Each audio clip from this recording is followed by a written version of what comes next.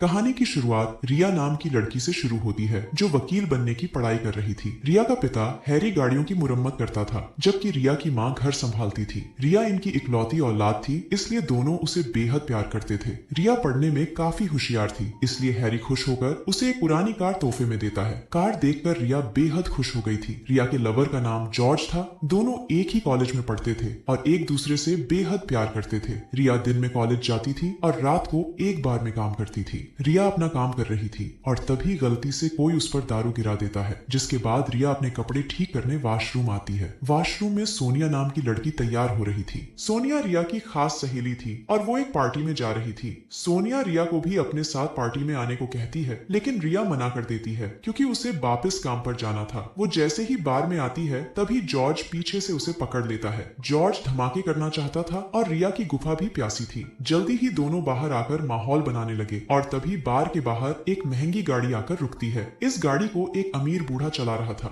देखते ही देखते सोनिया बाहर आती है और रिया से अलविदा लेकर बूढ़े के साथ चली जाती है। सोनिया को अपने बाप की उम्र के बंदे के साथ देखकर दोनों बेहद हैरान होते हैं। देर रात को जब बार बंद हो गया तो रिया का बॉस उसे नौकरी से निकाल देता है क्योंकि उसे ज्यादा स्टाफ की जरूरत नहीं थी। रिया हॉस्टल में रहती थी और सोनिया उसकी रूममेट थी। सोनिया आज भी पार्टी में जाने के लिए तैयार हो रही थी। सोनिया की हर एक चीज बेहद महंगी थी। रिया उससे पूछती है कि ये सब तुम कहां से लाती हो और वो बंदा कौन था जिसके साथ कल तुम गई थी। सोनिया बताती है कि वो मेरा दोस्त है जो अपने साथ समय बिताने के लिए मुझे पैसे देता है। सोनिया एक बार फिर रिया को अपने साथ पार्टी में आने को कहती है। पहले तो रिया मना करती है लेकिन सोनिया के बार बार मनाने पर वो मान जाती है। कुछ देर बाद दोनों सहेलियां पार्टी में पहुंच जाती है। इस पूरी पार्टी में सिर्फ अमीर बूढ़े थे। हर एक की उम्र 60 से ज्यादा ही थी लेकिन फिर भी सभी जवान लड़कियों की बाहों में थे जो उन्हें रिझा रही थी। रिया के लिए ये सब काफी अजीब था इसलिए वो काफी हैरान थी। इस पार्टी का इंतजाम सोनिया के लवर ने किया था और सोनिया के कहने पर वो रिया की मुलाकात शहर के सबसे अमीर बंदे से करवाता है। इस बंदे का नाम नॉर्मन था और इसकी उम्र भी 60 के पार थी।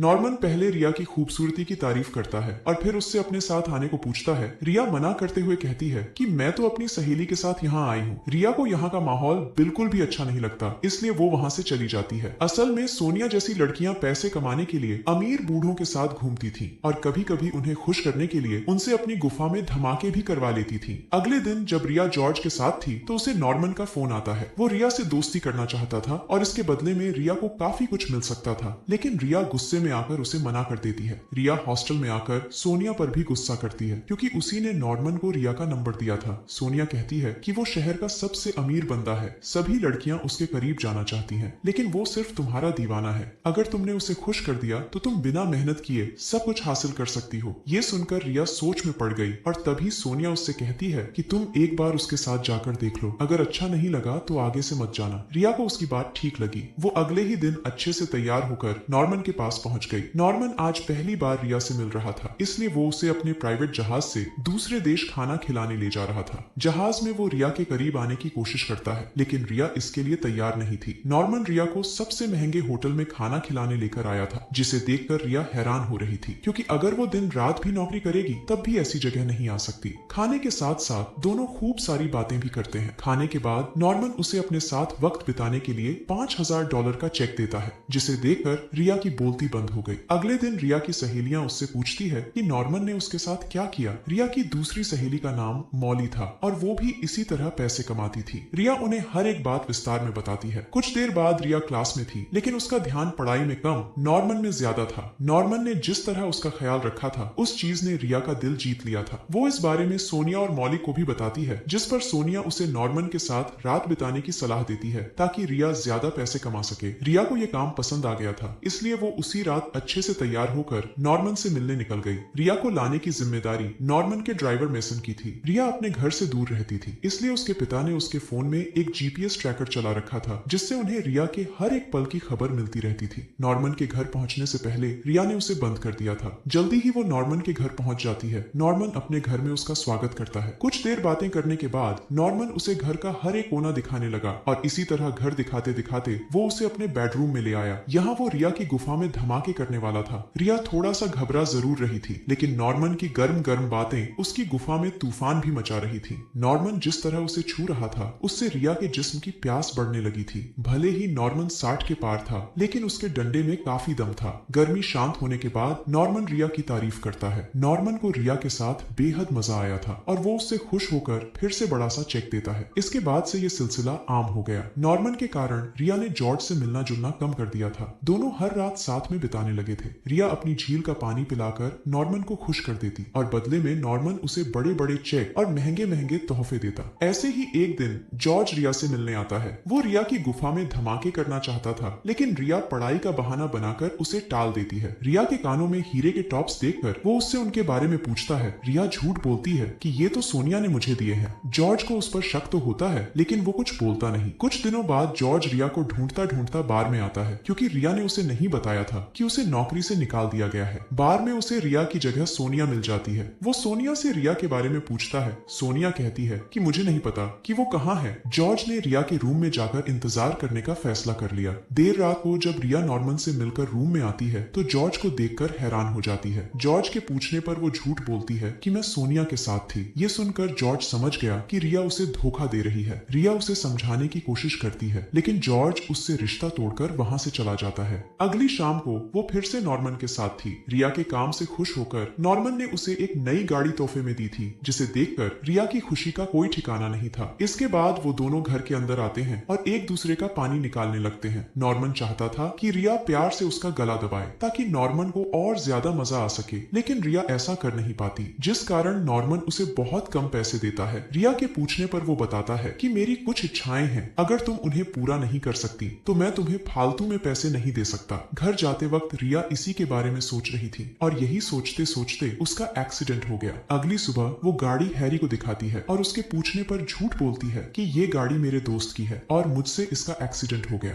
आज हैरी का जन्मदिन भी था। गाड़ी को गैराज में भेजने के बाद दोनों घर में आ जाते हैं। यहाँ हैरी के जन्मदिन की पार्टी चल रही थी। इसी दौरान उसे नॉर्मन का फोन आता है। नॉर्मन उसे अपने घर बुला रहा था, लेकिन रिया मना कर देती है, जिस कारण नॉर्मन को उस पर बेहद गुस्सा आता है। पार्टी के बाद हैरी गाड़ी ठीक कर रहा था और तभी उसके हाथ गाड़ी के कागज लग जाते हैं, जिनमें नॉर्मन का नाम लिखा हुआ था। वो समझ गया कि रिया ने उससे झूठ बोला है। वो अगले ही दिन नॉर्मन से मिलने उसके घर पहुंच गया। यहाँ उसे नॉर्मन के साथ अपनी बेटी भी मिल जाती है। वो सब समझ गया था कि रिया इस अमीर बूढ़े के साथ क्या कर रही है। हैरी गुस्से में आकर नॉर्मन को मारने लगा, लेकिन मेसन उसे रोक देता है, जिसके बाद वो रिया को अपने साथ ले जाता है। शाम को वो नॉर्मन को बताती है कि अब से वो ये काम छोड़ रही है, इसलिए वो दोबारा उसे कभी फोन मत करे। नॉर्मन उसकी बात तो मान जाता है, लेकिन वो एक आखिरी बार उसके साथ रात बिताना चाहता था। रिया काफी मना करती है, लेकिन वो साला नहीं मानता। नॉर्मन मॉली को भी साथ लाने को कहता है। कुछ देर बाद दोनों सहेलियां नॉर्मन के घर में थी। घर में आते ही रिया वॉशरूम चली गई, क्योंकि उसकी तबीयत कुछ ठीक नहीं थी, जबकि नॉर्मन मॉली की गुफा में धमाके करने लगा था। कभी मॉली उसका गला दबा रही थी तो कभी नॉर्मन मॉली का, जबकि उनकी आवाजें सुनकर रिया की तबीयत बिगड़ रही थी। नॉर्मन ने कुछ ज्यादा ही जोर से मॉली का गला दबा दिया था, जिस कारण उसकी मौत हो जाती है। जब रिया वॉशरूम से बाहर आती है तो उसे मॉली की लाश नजर आती है। वो नॉर्मन पर बेहद गुस्सा करती है और फिर नई गाड़ी लेकर वहां से चली जाती है। अब नॉर्मन के कहने पर मेसन पहले मॉली की लाश ठिकाने लगाता है और फिर रिया के पीछे लग जाता है ताकि उसे भी मार सके। रिया भी समझ गई थी कि उसकी जान खतरे में है, इसलिए वो पहले जीपीएस ट्रैकर चालू करती है और फिर गाड़ी रोककर हैरी को सब बताने लगती है। इससे पहले कि वो कुछ बता पाती, मेसन उसे पकड़ लेता है। जल्दी ही वो रिया को लेकर एक सुनसान सी जगह पर पहुंच गया। उधर हैरी भी रिया को ट्रैक करता करता उसी जगह आ गया था। यहाँ मेसन रिया को लेकर आया था। इससे पहले कि मेसन रिया को मार पाता, हैरी अंदर आ जाता है। मेसन हैरी पर कई गोलियां चलाता है, लेकिन कोई फायदा नहीं होता। देखते ही देखते दोनों में लड़ाई होने लगी और इसी बीच रिया मौका देखकर मेसन पर हमला कर उसे बेहोश कर देती है। हैरी ने पुलिस को भी बुला लिया था। उधर नॉर्मन अपना सब कुछ लेकर देश छोड़कर भागने की तैयारी कर रहा था, लेकिन रिया ने पुलिस को सब बता दिया था, इसलिए वो उसे भी पकड़ लेते हैं। और इसी के साथ इस कहानी का यही अंत हो जाता है। हमारी वीडियो देखने के लिए बहुत बहुत धन्यवाद।